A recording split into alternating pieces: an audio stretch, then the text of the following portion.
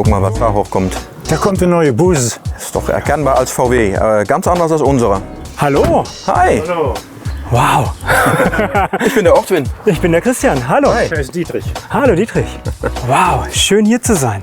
Ja, freut uns, dass ihr kommen wolltet. Ja, also als wir von der Geschichte gehört haben, haben wir gesagt, das müssen wir besuchen, das müssen wir live sehen, weil es ist ja Wahnsinn. Also, wenn ich das richtig verstanden habe, du hast den Bus gekauft, du hast ihn jetzt und hast du den wirklich neu gekauft? Den habe ich neu gekauft, ein paar Monate nach seiner Geburt.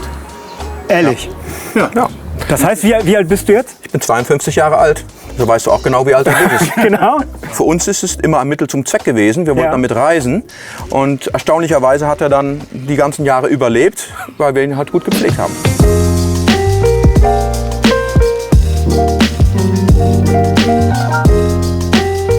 Also er ist eigentlich bis auf einigen kleinen Stellen ungeschweißt, komplett Erstlack noch. Und das ist schon, wenn ich die ganzen VW-Busse sehe, die über rumfahren, ist das schon ziemlich selten. Man sieht natürlich, dass er ganz fleckig ist. Er hat ihn einmal liebevoll mit dem Pinselchen jeden Steinschlag ausgebessert. Aber es hat auch seinen Charme. Wahrscheinlich haben ganz viele von den Steinschlägen auch noch eine Geschichte, weil du weißt noch, wo der Stein dagegen geflogen ist. Bei manchen, aber bei den Großen vielleicht. Aber das Problem hier ist, man kann zwar die Farbe mischen, aber dann stimmt sie nicht. Ja. Der ist immer mehr Weiß reinmachen müssen, nachdem der Bus älter wurde, um die selbe Farbe zu erzielen. Ja. Dann bin ich noch grünblind Ja. oder grünschwach und dann kommen die anderen und sagen immer, Mensch, das ist aber nicht genau die richtige Farbe. Ach ja. Aber am Ende ist es ja egal, wie die Farbe aussieht, weil der Bus hat euch ja, glaube ich, durch ganz Europa gebracht, richtig? Ja, wir haben ja auch oben eine Karte, da kann man sehen, wo wir überall waren. Oh, ja, gern. Hier ist der Beweis, dass der erste Lack noch dran ist. Originalaufkleber. Der Originalschriftzug noch. Ja. Original. Das ist schon wirklich beeindruckend. Das ist ein extra Schloss, damit die Diebe nicht einfach Scheibe einschlagen und von innen aufmachen können. Ja. Jetzt können sie zwar die Scheibe einschlagen, aber sie müssen doch durchs Fenster reinkriechen. Okay. Und das machen die nicht so schnell. Das heißt, Sie sind bei euch in den Bus auch eingebrochen, wenn ihr unterwegs Das ist wart? einmal passiert und haben wir Lehrgeld bezahlt. Wir waren 1978 in der Türkei mit Freunden, die hatten genau so einen Bus. Und da hatten wir eine dicke Kette dabei und haben hinten die Stoßstangen zusammengekettet, damit die Autos nicht klauen konnten. Und heute haben wir das vorgebeugt, indem wir hier das hier verlängert haben, dass man nicht mehr mit der Hand dazwischen durchgehen kann. Das sind so kleine Tricks, wo man drüber nachgedacht hat. Ihr repariert immer noch sehr viel auch selber. Ja. Ja, heutzutage ist natürlich anders als bei modernen Fahrzeugen. Hier muss man noch wirklich verstehen, wie die Technologie funktioniert, während man keinen Rechner hat, wo man einen Stecker reinstecken kann und sehen kann, was ihm fehlt. Das heißt, da hast du geschlafen? Ja, Am Anfang. Ja, am Anfang habe ich da geschlafen und später habe ich hier vorne quer auf die Sitze geschlafen und hat mein jüngerer Bruder da oben geschlafen. Und der hatte noch so eine Eigenart, mein Sohn, wenn der Motor lief, dann war er zufrieden, dann ging er schlafen. Ja, ist aber problematisch heute, wenn ich damit fahre, dass ich nicht schläfrig werde, muss ich aufpassen. Ne? So ein Trigger. Ja, genau. Die Hinterachse, die war mal nicht mehr so richtig. Und da habe ich in der Pause alle Lehrer eingeladen. Setzt euch mal alle hinten rein.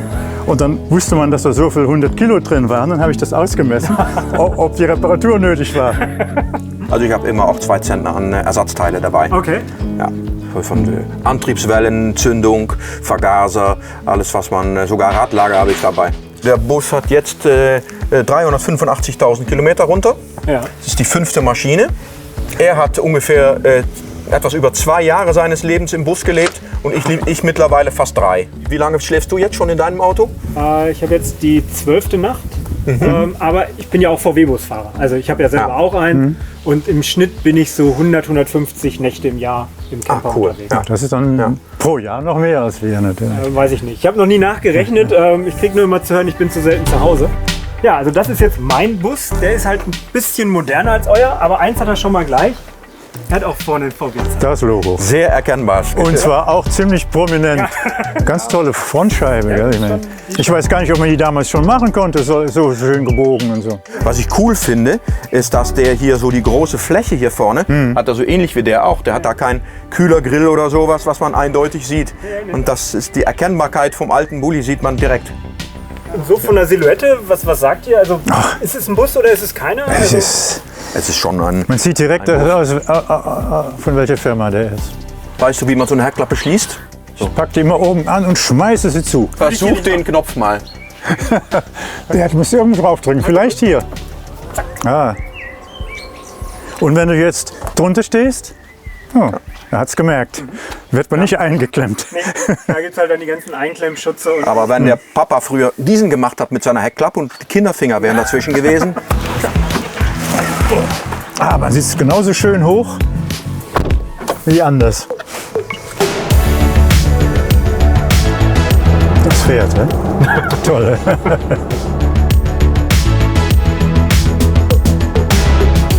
So, du hast gesagt, euer T2, du hast ein bisschen die Leistung optimiert. Das heißt, wie viel PS hast du da jetzt drin? Jetzt müssen wir so um die 120 PS haben. Okay. Das 2,5-fache vom Original. Das ist eigentlich auch zweckmäßig. Es ist kein Showmotor, sondern es ist ein Motor, der verwendet wird, wo man dann auf Langstrecke auch ein bisschen Reserven hat und auch mal überholen kann. Es fährt sich sehr gemütlich und sehr kommod. Leise auch, das ist schon ein richtiger Unterschied. Das Geräuschpegel ist wahnsinnig unterschiedlich. Das alles habt ihr mit dem Bus gemacht? Ja, bis auf zum Beispiel diese Inseln oder Zypern haben wir alles mit dem Bus gemacht. Ja, und Island nicht, das war mal mit einer Kreuzfahrt. Aber hier, das ist recht weit gewesen, ist gar nicht mal auf der Karte drauf. Okay. Südmarokko, hier die Schwarze Wüste, der wir mit 80 Sachen drüber gerast sind, mit 2 Bussen. Wir hatten noch deutsche Freunde, das ist ganz komisch, ganz schwarzer Sand war das. Okay. Und da oben warst du auch mit dem Bus?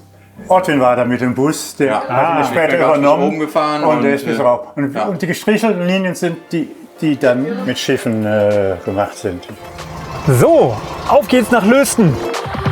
Dort werde ich zusammen mit Dietrich und Ortwin an einem Bulli-Konvoi teilnehmen. Der Importeur Pon feiert damit das Jubiläum 75 Jahre Volkswagen in den Niederlanden.